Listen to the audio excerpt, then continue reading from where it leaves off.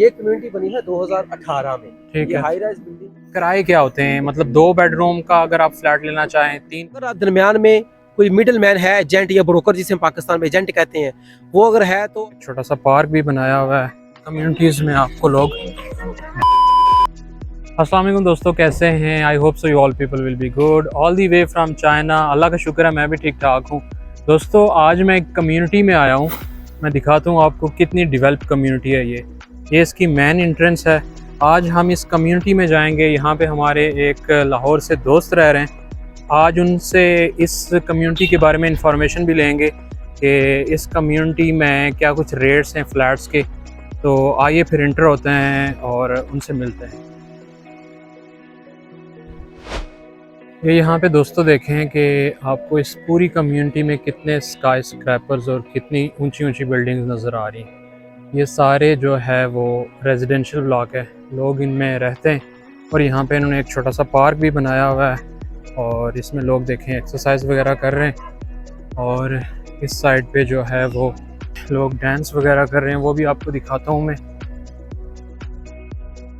तो बेसिकली ये कम्युनिटी के अंदर एक छोटा सा पार्क है जहाँ पे लोग इंजॉय करते हैं बैठ के। ये चाइना का एक बड़ा फेमस कल्चर है यहाँ पे लोग के शाम को जो है वो कम्युनिटीज़ में आपको लोग डांस वगैरह करते हुए, बेसिकली ये पूरी बॉडी की स्ट्रेचेस हो जाती हैं तो लोग काफ़ी इंजॉय करते हैं। अस्सलाम वालेकुम। वालेकुम अस्सलाम। कैसे हैं आप? अल्हम्दुलिल्लाह। अच्छा, मुझे इस कम्युनिटी के बारे में बताएं कि यहाँ पे क्या कुछ रेट्स हैं, पर मंथ क्या किराया है और बाकी क्या क्या फैसिलिटीज़ यहाँ पे? जी, इस कम्युनिटी का नाम है ब्लू ओशन गेट। ये मेट्रो लाइन S8 का स्टेशन है, गाओशियन डेवलपमेंट जोन, नानजिंग सिटी में। तो ये उसके करीब है। ये 900 मीटर के फासले पे है। यहाँ पे हमारे इस तरफ बैक साइड पे है वो। तो यहाँ पे जो किराया है ना वो वेरी करता है 2 बेडरूम और 3 बेडरूम का। 2 बेडरूम का जो रफली किराया है वो 2000 से लेके 2200 तक, 2300 तक है, 1800 का भी इवन आपको मिल जाता है।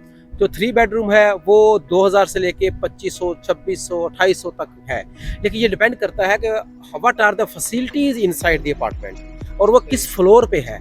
वो रोड साइड पे है, वो लेक साइड पे है, वो रिवर साइड पे है, वो इंटरनल ओपन होता है। उसके अंदर जो है ना फैसिलिटीज कौन कौन सी हैं, इंटरनल कूलिंग हीटिंग है कि नहीं, अंदर उसने कोई खूबसूरती को डेकोरेशन की है कि नहीं की, ये उस पर डिपेंड करता है। लेकिन एक रफ गैस यही है कि 2000 से 2500 के दरमियान आपको 2 बेडरूम और 3 बेडरूम अपार्टमेंट मिल जाता है। अच्छा, मुझे ये भी बताएं कि यहाँ पे जो किराए वगैरह हैं वो पर मंथ अदा करने पड़ते हैं या आफ्टर 3 मंथ्स, आफ्टर 6 मंथ आप पे कर सकते हैं? हाँ, इस तरह है कि ये पूरे चाइना में रूल है, सेट प्रिंसिपल है, कल गवर्नमेंट की तरफ से है।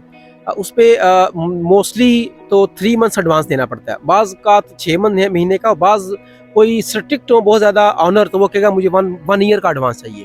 तो मैंने जो पे किया वो 3 मंथ एडवांस है। तो आपको देना पड़ता है 3 महीने का एडवांस रेंट और 1 महीने का advance rent as a deposit security देना पड़ता है। और आपका जो भी आपने कॉन्ट्रैक्टर साइन किया वो फुलफिल करते हैं तो आपको वो वापस हो जाएगा। और अगर आप दरमियान में कोई मिडिल मैन है, एजेंट या ब्रोकर जिसे हम पाकिस्तान में एजेंट कहते हैं, वो अगर है तो जितना भी आपका किराया है उसका हाफ 50% आपको एजेंट को पे करना है। तो ये बताएं कि अगर कोई एजेंट को या मिडिल मैन को दरमियान में नहीं लाना चाहता तो आप डायरेक्ट ओनर को कैसे फाइंड करें? हाँ, डायरेक्ट ओनर को थोड़ा ट्रिकी है। फ़र्ज़ करें मैं इधर रह रहा हूँ तो मैं अपने ओनर से क्या बोलूँ कि तुम्हारे किसी दोस्त का, किसी जानने वाले का वो अपार्टमेंट खाली है तो मुझे बताओ, मेरा कोई दोस्त आना चाह रहा है। तो इसके अलावा और कोई ऑप्शन नहीं है। यहाँ पे मुख्तलिफ ऐप्स बनी हुई हैं गवर्नमेंट की तरफ से। वो ऐप्स हैं, आप उसके ऊपर अपनी इन्फॉर्मेशन देते हैं, अपना मोबाइल वगैरह डालते हैं तो वो लोकेशन डालते हैं आपको, आप इस लोकेशन में ढूंढना चाहते हैं तो आप वहाँ पे आप जस्ट फाइंड आउट करते हैं। तो आप उन एजेंट्स को मैसेज भेजते हैं, वो आपसे कांटेक्ट करते हैं वी चैट पे आपके मोबाइल नंबर पे। अच्छा, मुझे ये भी बताएं कि क्या ये फ्लैट्स जो हैं फैमिली के लिए, स्पेशली उनकी सिक्योरिटी के लिए क्या समझते हैं बेहतर है? ये इस तरह है कि ये अपार्टमेंट्स जो नई बिल्डिंग्स है ना 2012-13 के बाद बनी हुई, उन बिल्डिंग्स में इन्होंने ऑटोमेटिक सेंसिंग लगाई हुई है। आपका थंब इंप्रेशन भी लग जाता है और आपके पास वो आपको एक की कार्ड देते हैं जो आप स्कैन करते हैं, जिस लाइक दिस।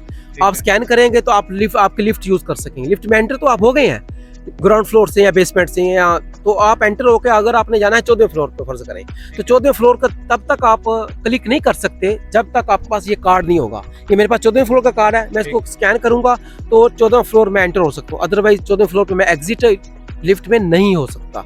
तो फिर आगे इस कम्युनिटी में नहीं है, लेकिन बाज़ कम्युनिटीज़ में डोर स्टेप के एंटर होने के बाहर भी ऑटो लॉक लगे होते हैं, जिसे डिजिटल लॉक या न्यूमेरिक लॉक कहते हैं।